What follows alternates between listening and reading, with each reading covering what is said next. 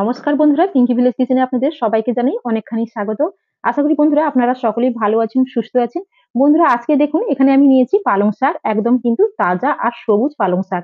বাজারে কিন্তু এখন পালং শাক ভীষণ সস্তা দামে কিন্তু পাওয়া যাচ্ছে। আর মার্কেটে এখন প্রচুর পালং শাক কিন্তু উঠছে।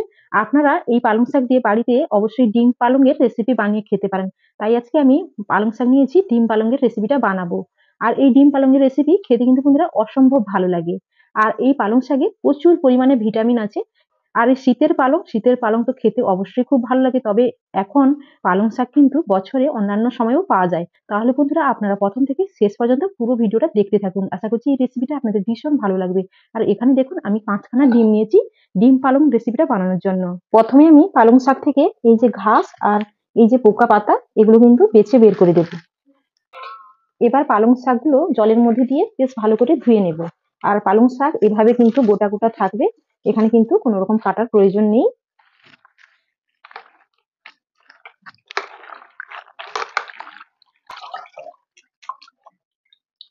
এবার জলটা ঝরিয়ে এই বাটির মধ্যে তুলে নিলাম। এবার দেখুন বন্ধুরা আমি কিন্তু এখানে প্রেসার কুকারে জল দিয়ে গরম হতে বসিয়ে দিয়েছিলাম, জলটা গরম হয়ে গেছে। এবার ডিমগুলো একে একে জলের মধ্যে দিয়ে দিচ্ছি, দিয়ে ডিমগুলোকে আমি সেদ্ধ করে নেব। এবার ঢাকনাটা দিয়ে দিলাম।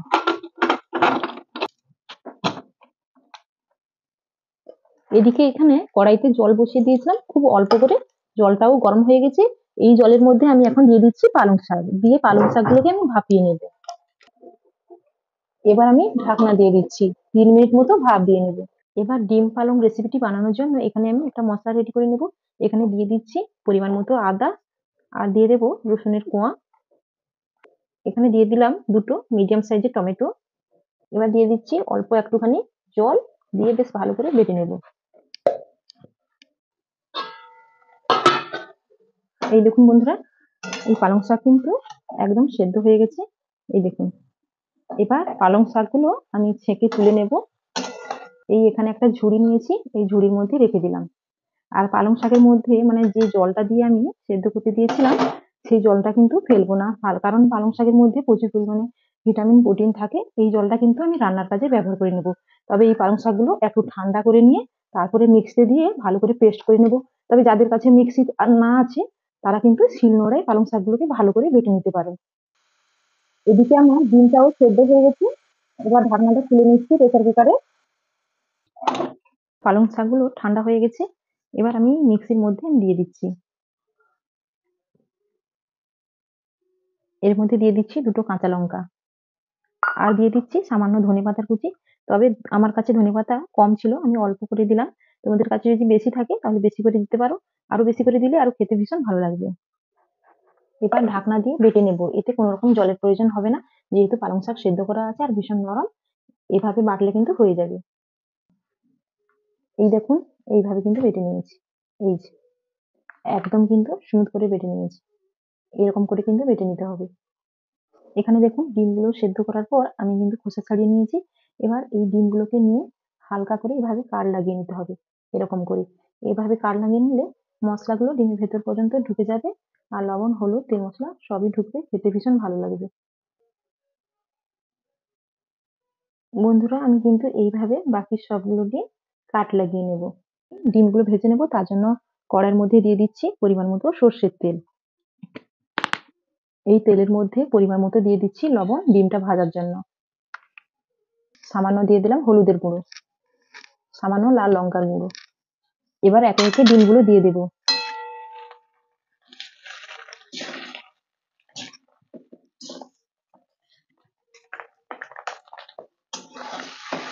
এভাবে করে হালকায় নাড়িয়ে নিলাম। বন্ধুরা লঙ্কার গুঁড়োটা দিয়ে ডিমটা ভাজলে ডিমের কালারটা কিন্তু বেশ ভালো হয়, দেখতে ভীষণ সুন্দর লাগে। আর ভেতর পর্যন্ত লঙ্কাটাও ঢুকে যায়, খেতেও ভালো লাগে।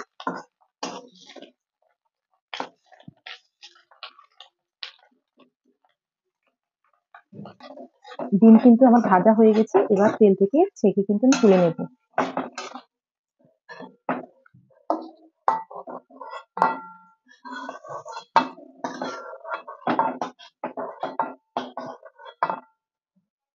এবার রান্নার জন্য এই তেলের মধ্যে আরো কিছুটা পরিমাণে সর্ষের তেল দিয়ে দিলাম। আমি এখানে সর্ষের তেলে রান্নাটা করছি, আপনারা চাইলে সাদা তেল দিয়েও করে নিতে পারেন। এবার দেখুন এই তেলের মধ্যে ফোড়নে দিয়ে দেবো, এখানে নিয়েছি হাফ চামচ মৌরি, হাফ চামচ গোটা জিরে, আর নিয়েছি গোটা গরম মশলা, তেজপাতা, একটা শুকনো লঙ্কা একসঙ্গে দিয়ে দিব। ফোড়নটাকে প্রথমে আমি নেড়ে করে ভেজে নেবো, সুন্দর একটা গন্ধ আসার জন্য অপেক্ষা করব। ফোড়নের সুন্দর একটা গন্ধ বেরিয়েছে, এই পর্যায়ে এখানে দিয়ে দিচ্ছি এই বাটির মধ্যে 1 বাটি পেঁয়াজ কুচি। তবে ডিম পালঙ্কের রেসিপি বানাতে গেলে বন্ধুরা পেঁয়াজের পরিমাণটা একটু বেশি করে দিলে খেতে কিন্তু ভীষণ ভালো লাগে।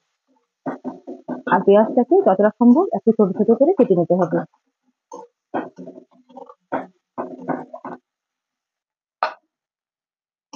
এবার দেখুন পেঁয়াজটাকে নেড়ে চেড়ে বেশ ভাজা ভাজা করে নিয়েছি। এবার আমি এর মধ্যে দিয়ে দেবো আদা, রসুন আর টমেটোর পেস্ট। এটা বেশ ভালো করে নেড়ে চেড়ে কষে নিতে হবে যতক্ষণ পর্যন্ত আদা রসুনের কাঁচা গন্ধটা চলে না যাচ্ছে।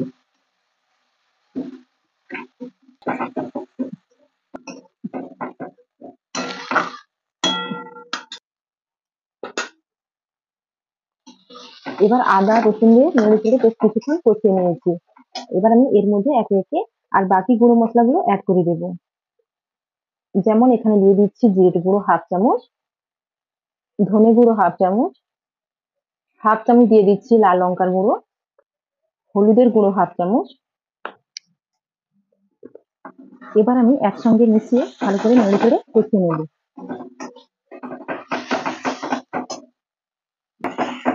যেহেতু এখানে গুঁড়ো মশলাটা দিয়েছি কড়াইতে লেগে যাবে, তার জন্য এখানে বাটনা বাটা জলটা অল্প করে দিয়ে দিলাম।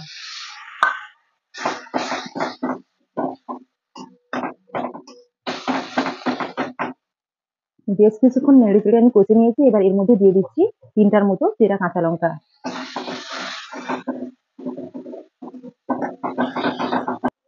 এবার দেখুন এখানে নিয়েছি 8-10টার মতো কাজু বাদাম বেটে নিয়েছি।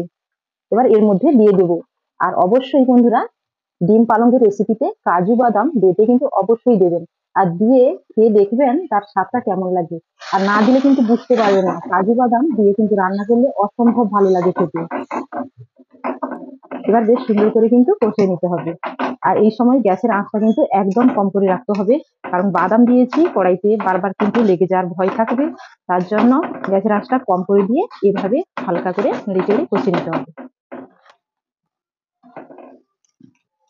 এবার কাজু বাদাম দেওয়ার পর কিন্তু বন্ধুরা বেশ ভালো করে কষিয়ে নিয়েছি।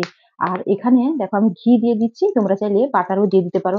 অবশ্যই ডিম পালঙ্কের রেসিপিতে ঘি না হলে বাটার দিয়ে দেবে। আর এখন তো শীতকাল, ঘিটা বসে গেছি। আর এটা কিন্তু গাওয়া ঘি, এটা দিলে খেতে ভীষণ ভালো লাগে। এই এখানে 1 চামচ মতো দিয়ে দিলাম। আর ঘিটা তো বসে গেছে, আর ঘিটা এরকম যখন গলে যাবে কিন্তু অনেকটাই পরিমাণে হয়ে যাবে।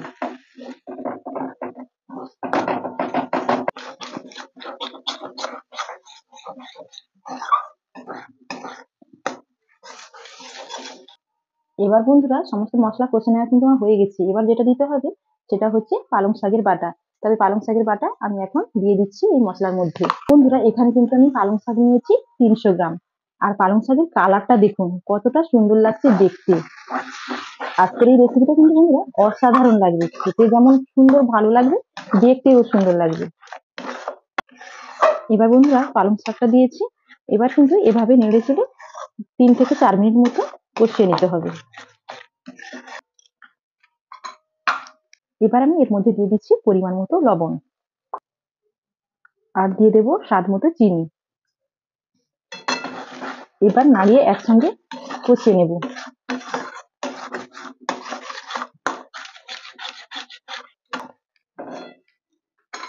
এর মধ্যে দিয়ে দিচ্ছি ভেজে রাখা ডিম।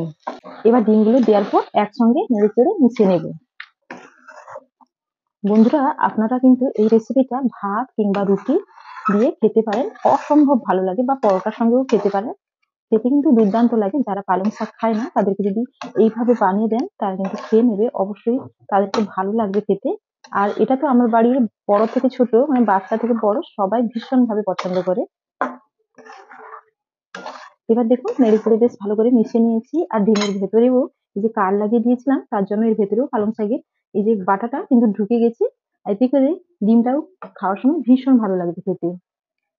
এবার পালং শাক যে সেদ্ধ করে নিয়েছিলাম সেই জলটা সেই জলটা কিন্তু আমি এখন অ্যাড করে দিলাম।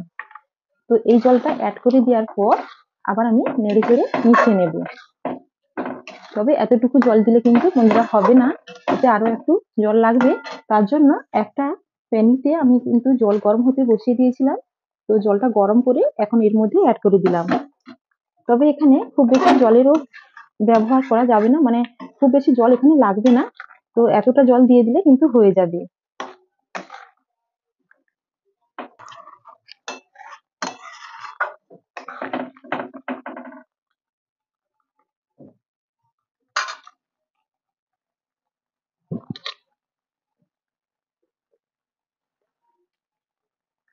এবার আমি এর মধ্যে দিয়ে দিচ্ছি 1/2 চামচ মতো গরম মশলার গুঁড়ো। এবার নাড়িয়ে একসঙ্গে মিশিয়ে নেব। এবার আমি ঢাকা দিয়ে 3 থেকে 4 মিনিট মতো গ্যাসের ফ্লেমটা মিডিয়ামে রেখে দিয়ে রান্না করে নেব। এবার আমি কিন্তু ঢাকনাটা খুলে নিলাম। আর এই দেখুন, আমার ডিম পালঙের রেসিপি কিন্তু বন্ধুরা পুরোপুরি ভাবে তৈরি। এই যে কতটা লোভনীয় স্বাদে দেখতে লাগছে। আমার রান্না কিন্তু একদম কমপ্লিট হয়ে গেছে বন্ধুরা। এবার কিন্তু আমি এখানে আরো 1 চামচের মতো ঘি অ্যাড করব।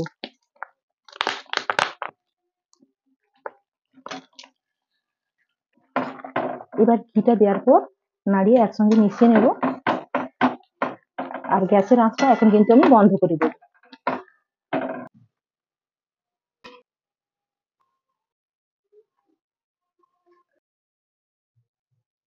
তো বন্ধুরা, আমার এই ডিম পালঙের রেসিপি কিন্তু খাওয়ার জন্য কিন্তু একদম প্রস্তুত, মানে একদম রেডি।